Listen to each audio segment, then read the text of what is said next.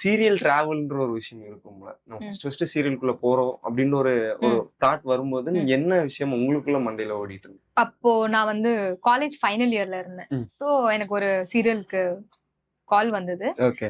எனக்கு ஃபர்ஸ்ட் என்னன்னா campus interview நான் வந்து அப்ளை பண்ணல. ஆனா நான் நல்லா படிக்கிற ஸ்டூடெண்ட் தான். என்ன எல்லாருமே பிளேஸ் ஆயிட்டாங்க அப்படின்னும் போது எனக்கு இந்த ஆஃபர் வந்தது.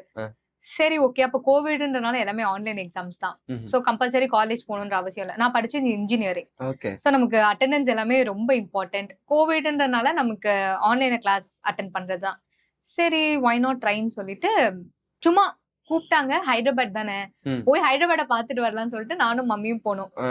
போனா அன்னைக்கே ஓகே ஆயிடுச்சு. அவங்க அப்படியே இருந்து நீங்க பண்றீங்களான்னு கேட்டாங்க. இல்ல சார் நாங்க ஆடிஷன் சொல்லிட்டு வந்தோம், போயிட்டு வரோம்னு சொல்லிட்டு இன்னைக்கு ஆடிஷன் போனா நாளானையில இருந்து என்னோட சீரியல் ஜெர்னி ஸ்டார்ட் ஆயிடுச்சு. ஓகே. அது உடனே ஒரு நாள்ல வந்து கண்டினியூஸா போக ஆரம்பிச்சு. ஆனா அன்னைக்கு நைட்டு பயம் வந்துருச்சு. சோ அப்பா தெலுங்கு தான்.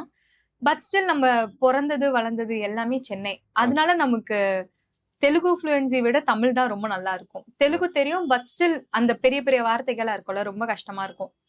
ஓகே ஆயிட்டும். திரும்ப சென்னை ரிட்டர்ன் வரும். நான் அழுதுட்டு இருக்கேன். எங்க அம்மா பயந்துட்டாங்க. ஐயோ வரலன்னா நீ வேணாம்னு சொல்லிடு. இல்ல நான் பண்றேன். இருந்தாலும் கொஞ்சம் பயமா இருக்கு எனக்கு. ஓகே. அப்படின்னு ஸ்டார்ட் ஆனதுதான். ஆனா டைரக்டர், கேமராமேன் எல்லாருக்குமே தெரியும்ல அது என் ஃபர்ஸ்ட் சீரியல்னு சொல்லிட்டு.